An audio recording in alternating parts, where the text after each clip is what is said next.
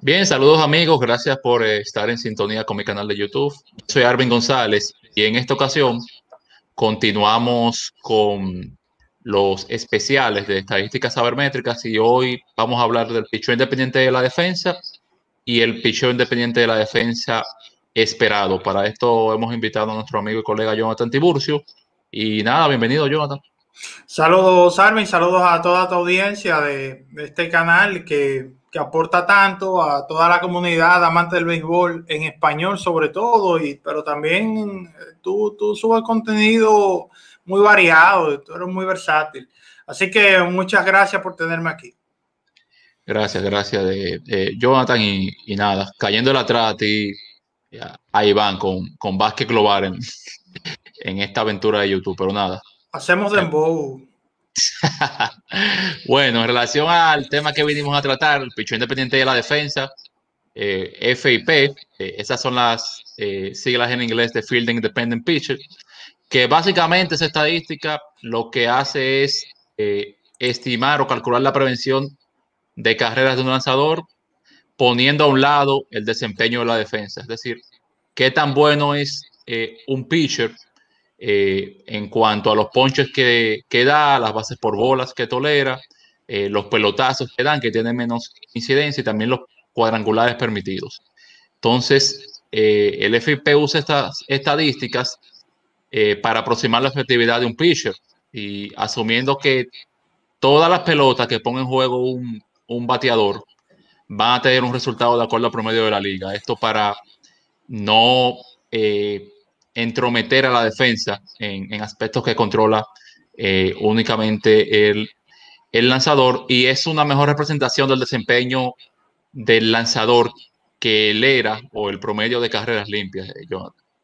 Así es, sí, porque aquí lo que está tomando en consideración son las cosas que el lanzador puede controlar, donde no interfiere la defensa, como tú bien explicas en la definición, los boletos, los ponches, los cuadrangulares, porque ya el tema de cómo se anotan las carreras, donde interviene no solamente la defensa, donde interviene el anotador oficial del partido para determinar si una carrera puede ser limpia, puede ser sucia, si hubo o no hubo un error. Eso, toda esa parte podríamos decir que queda al margen en esta estadística, lo cual es mucho más, es más de fiar para determinar el desempeño de un lanzador. Otra cosa importante es que, bueno, y lo vamos a ver más adelante, es la lectura que bueno, que con una constante se le da una lectura similar a lo que ya conocíamos o lo que ya está establecido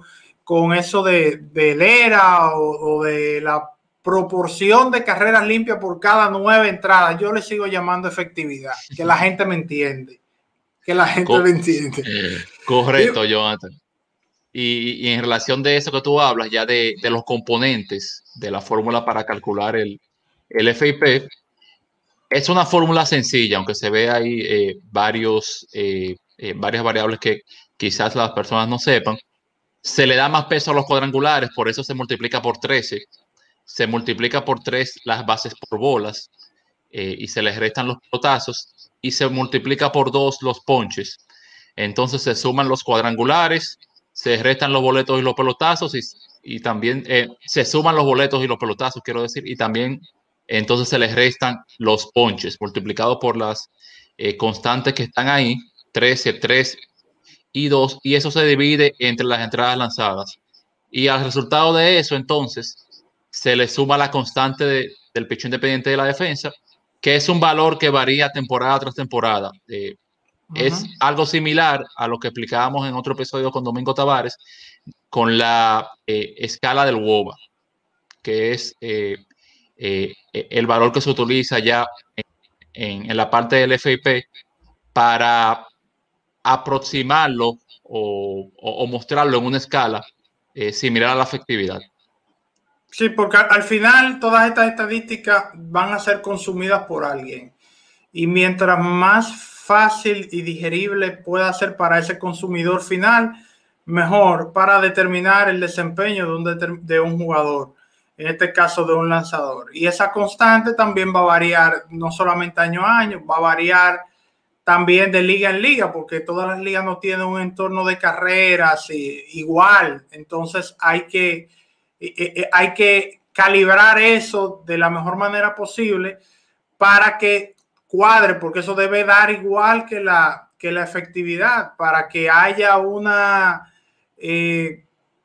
la constante se tiene que ir moviendo hasta que te cuadre con la efectividad de la liga para que sea realmente, vamos a decir, digerible o para que esté correctamente calculado ese tema. Sí, por eso cuando uno busca en páginas como Fangraphs, por ejemplo, el promedio de efectividad de la liga año tras año y el promedio de FIP, ustedes verán que son similares temporada tras temporada.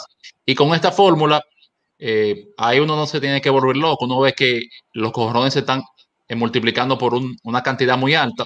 Eso lo que quiere decir es que el pitcher tiene que tolerar menos jonrones para ser más efectivo en ese sentido. Y con las bases por bolas ya en menor medida la magnitud. Y el caso de los ponches, a mayor cantidad de ponches, ahí se está restando, entonces mayor va a ser el FIP. Y vamos entonces a mostrar, Jonathan, unas comparaciones con las clasificaciones del FIP, ya adecuándolos a desempeño de lanzadores. Tomamos el ejemplo, bueno, vamos con esto aquí, con la clasificación y después vamos con la otra explicación. El promedio del FIP, en este caso de la temporada del 2016, un 4.20. Chris Tillman en esa temporada tuvo un 4.23 de FIP y ahí tienen el equivalente más o menos. Están viendo que excelente es 3.20 o por debajo, ahí en el territorio de los Max Scherzer, Justin Verlander, Jacob deGrom. Y el otro extremo, sobre 5, ya algo que en la evaluación final te da la peor calificación. Jimmy Nelson en el 2016 tuvo eso y Francisco Liriano en menor medida ya en esa última temporada que él tuvo como lanzador abridor. Y siempre es bueno mostrar este tipo de comparaciones porque la mejor forma de uno de generar una estadística es ver cómo clasifican los mejores a los peores, y esto está de acuerdo con lo que yo pienso. Y si ustedes buscan los líderes de efectividad, se van a encontrar a nombres como el de Max Scherzer. Y si se busca dentro de los peores, en esa temporada del 2016 estará Jimmy Nelson, por ejemplo. Y digamos que aquí es más difícil de tú encontrarte con una sorpresa, como que alguien en algún momento, vamos a verlo desde el punto de vista más tradicional, en un momento tú decías, wow, el jugador X, el lanzador X, ganó 20 partidos con efectividad sobre 4.50. Entonces, wow. Y realmente él ganó 20 y antes tú decías ganó 20 candidato a ganar el premio Cy Young. Ya como se ve las cosas un poquito más desde adentro, aquí es más difícil de tú encontrarte una sorpresa. Es decir, que el lanzador que la percepción te dice que es bueno, ahí te lo está mostrando también. Y yo creo que ese reflejo, esa comparación que acabamos de ver, de tú colocar qué es bueno y te pone el nombre, le pone un nombre propio, le pone un desempeño que nosotros vemos salida tras salida al lado y dice, míralo ahí, Max Scherzer está en la cima. Bueno, pues entonces es más de fiar, como tú mencionas. A pesar de que es una estadística que yo diría que el fanático común, el más común, no la utiliza, yo diría que poco a poco va ganando y comienza a ganar más y más terreno en comparación con la efectividad para el uso diario. Inclusive hay gente que son fanáticos más comunes que son de estos fanáticos que siguen el deporte y que siguen las estadísticas de una manera muy especial, porque hacen apuestas, por ejemplo, porque juegan fantasy. O juegan fantasy. Entonces, oye, si tú juegas fantasy, por mejor efectividad que diga que tenga el lanzador, si el fit no está bueno, hermano, mire, ese no es el suyo. Ese no es el suyo. Ya tú sabes. Sí, que el FIP también te aporta en esa parte de fantasy, que en especial los mejores ponchadores, los que tienen mejores números de proporción entre ponches y bases por bola, van a estar ahí. Y entonces, esas son otras estadísticas que se alimentan en el fantasy. Mira, Arvin, antes de pasar con, no sé si, discúlpame que te interrumpí, pero eso que tú acabas de mencionar es muy importante. Yo, en lo particular, una de las herramientas de inicio, o sea, a partir de donde yo comienzo a evaluar a un lanzador, independientemente de lo que sea, regularmente es a partir de la proporción de ponches por cada boleto. Porque tú puedes ser un ponchador, ¿qué te digo? Viéndolo en la proporción, manteniéndome en la proporción, no los porcentajes. Ah, no, él poncha 15 por cada 9 episodios. Ah, pero da 7 boletos por cada. Entonces, no, ese no es el mío. Porque entonces él me va a ponchar los 3 bateadores en el inning, pero probablemente me va a llenar la base o me va o va a permitir que le va a dar 2 boletos y ahí va a aparecer el hit y tengo un problema aunque me ponche los 3. Entonces, en ese sentido, yo siempre, es una de las herramientas que yo más utilizo y una herramienta simple, pero es como a partir de donde yo comienzo a construir cualquier tipo de análisis que yo hago alrededor de un lanzador, es a partir de ahí, de la proporción de ponche por cada boleto, y esta herramienta, el FIP, te da esa parte y te le incluye los honrones, es decir, que es mucho más completa. Sí, definitivamente, y son los aspectos del juego que un lanzador puede controlar con más propiedad, que ya incluso según los avances de las estadísticas, se ha demostrado que el lanzador tiene cierta influencia sobre los contactos que permite, y también estas mismas estadísticas han brindado nuevas figuras, nuevos departamentos estadísticos que incluso maximizan más el desempeño que tiene un lanzador a través de los ponches y las bases por bolas. Entonces, ya en resumen con el FIP, ¿por qué mencionarlo o valorarlo más sobre la efectividad? Porque es un mejor indicador de desempeño de un lanzador debido a que no toma en cuenta aspectos como la defensa, la suerte o secuencia. Un lanzador, como decía Tiburcio en el inicio, puede tener un buen stuff, un buen repertorio, pero le ponen la pelota en juego con más frecuencia que a otro y quizás esa defensa que él tiene no hace las jugadas, no realiza los outs con la efectividad promedio de la liga, por ejemplo. Marcus Stroman es un ejemplo de eso, que anteriormente, incluso con los mismos Mets, cuando estaba Met Rosario en el campo corto, tenía menor probabilidad de que cuando los conectaban una pelota, un rodado por el shortstop, en una jugada de dificultad fácil o difícil, de que se transformara en out. Ahora con Francisco Lindor, esto es diferente, y es que lanzadores como Stroman, por ejemplo, que dependen mucho del porcentaje de rodados que le permitan a los bateadores, arrastran mucho a los bateadores, van a depender mucho de la defensa, y entonces ahí el FIP no pondera eso. La suerte también, a veces te conectan una línea y va al guante del fildeador, pero a veces son muchos bloopers o batazos donde la defensa no está bien posicionada, que se convierten en hit, pero que claramente uno vio que estuvo dominando al bateador, pero no logró. Y ahora con los chiefs defensivos también, que la proliferación que hay del uso del chief defensivo, hay momentos donde el bateador es dominado, hace un contacto muy débil, prácticamente sin nada de fuerza hacia la banda contraria, pero justamente por ahí no hay nadie y bueno, infield. ¿Qué podemos hacer? Correcto, y la secuencia, un lanzador puede iniciar un episodio permitiendo 2 hits, 2 sencillos y después un cuadrangular, pero no es lo mismo que él inicie ese mismo episodio permitiendo el cuadrangular y después los 2 sencillos y saque los 3 outs. Esas son algunas variaciones que pueden suceder, y entonces el pitcher independiente de la defensa no pone eso en la ecuación, básicamente. Otra razón es un mejor predictor que la efectividad para ir de una temporada a otra. Se correlaciona mejor con la actuación que tuvo un lanzador este año con el año próximo.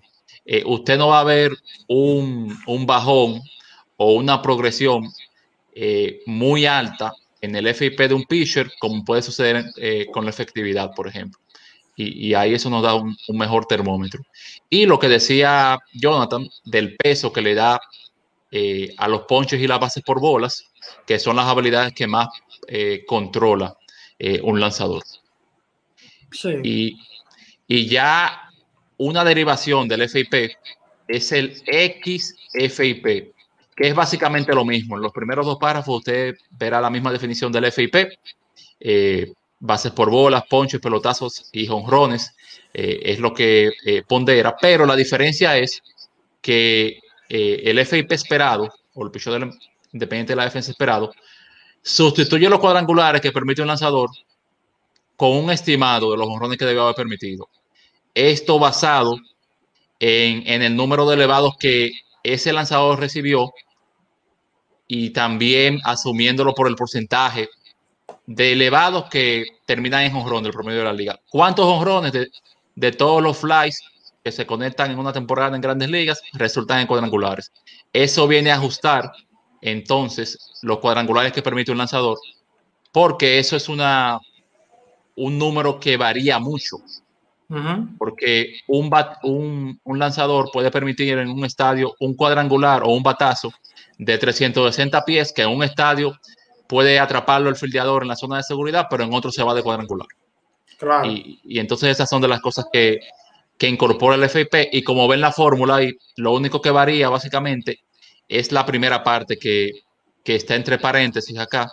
En vez de cuadrangulares, fly balls elevados multiplicados por el porcentaje de la liga, de los cuadrangulares, de todos los elevados que finalizan en cuadrangulares. Eso básicamente es la variación que hace el FIP esperado con el FIP. Y entonces, para poner un ejemplo práctico, esta misma temporada, y si usted al momento de ver este video lo podría inclusive ir a Fangraph y comprobarlo, ¿no? Dependiendo en el momento que lo vaya a ver este video, porque verá, eso va a estar ahí colgado y esto va a ser un video de referencia para cuando usted tenga alguna duda. Pero en este momento, Luis Castillo, lanzador abridor de los Rojos de Cincinnati, él está permitiendo el 23.8% de sus elevados se convierten en jonrón. En la liga, el promedio de la liga es de 13.6 de los elevados se convierten en jonrón. En lugar de perjudicar el FIP esperado de él, es mejor porque él está permitiendo una mayor cantidad de jonrones por cada elevado que lo que permite la liga. Entonces, por eso a él se beneficia. Por ejemplo, el FIP de él en este momento de 4.69, el FIP esperado es de 3.75. Lo que quiere decir que mirando hacia futuro, usted lo que está pensando es cuando eso se normalice, el FIP de él deberá ser mejor de lo que es ahora, o debió ser mejor de lo que se ha mostrado hasta el momento, porque hay situaciones que a él lo están perjudicando con ese tema de la proporción o del porcentaje de jonrones sobre los elevados que a él le conectan, Arvin. Exacto, esa es la palabra clave que mencionó Jonathan: normalización, regresión. Ningún pitcher es tan bueno para no permitir ningún cuadrangular en una temporada, ni tampoco tan malo para permitir 40 en una campaña. Eso es básicamente lo que hace, el ajuste que hace el FIP. Y cuando usted ve los líderes, se va a encontrar con lo mismo del FIP. Dentro de las categorías muy buenas y excelentes van a estar los caballos. Ahí tomamos el ejemplo del 2019. Y dentro de los peores, lanzadores que están en el final de la lista, como Homer Bailey y Martín Pérez. Y esta es una herramienta muy importante porque tiene un nivel de predicción mayor que el mismo FIP, ya cuando uno quiere evaluar lanzadores en relación a la temporada anterior, e incluso antes de iniciar esta temporada, qué esperar de ellos. Ayuda bastante en ese sentido, yo. Sí, sobre todo es un tema ahí de toma de decisión. Evidentemente, uno a veces consume las estadísticas para generar un debate, para hacer un análisis y compartirlo con unos amigos, o porque simplemente eres fanático del béisbol y punto, porque trabajas en un medio de comunicación. Ahora esto es muy útil, una herramienta muy útil para tomar decisiones. Imagínense ustedes que hayan dos lanzadores que tengan una cotización similar y haya uno de esos lanzadores que el valor predictivo basado en esta herramienta que acabamos de ver sea menos confiable que el otro. Bueno, pues si tienen una cotización similar, me voy por el que me representa menos riesgo a futuro. ¿Tú entiendes? Entonces yo creo que eso es importante, tomarlo en cuenta y por supuesto darle seguimiento a todas estas herramientas, no quedarnos atrás para que no dejar de entender de todo lo que trae el deporte, pues el béisbol, pero el baloncesto, el fútbol americano, todos los deportes tienen muchas herramientas nuevas y novedosas que son que si tú eres un fanático y te cierras estrictamente en lo que tú conocías y no sales de ahí, probablemente llegará el momento que tu capacidad de análisis se va a limitar por no conocer las herramientas. Definitivamente. Ya finalmente, ahí usted puede ver en la pantalla que estamos compartiendo lo que fue la temporada pasada y los diferentes lanzadores. Vamos a, a mostrarlo en breve acá. Bien, aquí lo tenemos ya. Usted va a ver que Shane Bieber el año pasado tuvo un promedio de carreras limpias de 1.63.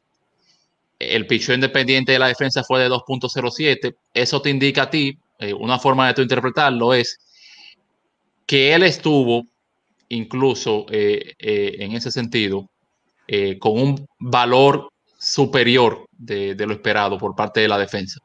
Sí. Y cuando es el caso contrario, cuando el FIP es inferior al promedio de carreras limpias, entonces es el caso opuesto. El lanzador jugó para un equipo que la defensa no era muy buena y ese es básicamente el key del asunto, ahí el truco para usted interpretar la diferencia entre promedio de carreras limpias y picheo independiente de la defensa. Y ya Jonathan le estaba dando el caso con el FIP y el FIP esperado en materia de la cantidad de cuadrangulares que permite por cada elevado. Bien, ya con esto finalizamos, dándole las gracias a Jonathan por aceptar la invitación, invitarles a que se suscriban al canal, que activen las notificaciones, que esta serie de material sabermétrico será bastante amplia. Vamos a tratar de cubrir un amplio catálogo para que quede de referencia ahí en el canal y nada, nos estaremos viendo en una próxima ocasión. Gracias, Jonathan. Gracias a ti por la invitación y a toda tu audiencia. Oye, no dejen de suscribirse y de compartir este material. Cuando usted tenga una discusión, usted dice, mira el video que yo vi ahí, míralo ahí, ¿por qué que yo lo estoy diciendo? Haga eso, haga eso. Señores, gracias.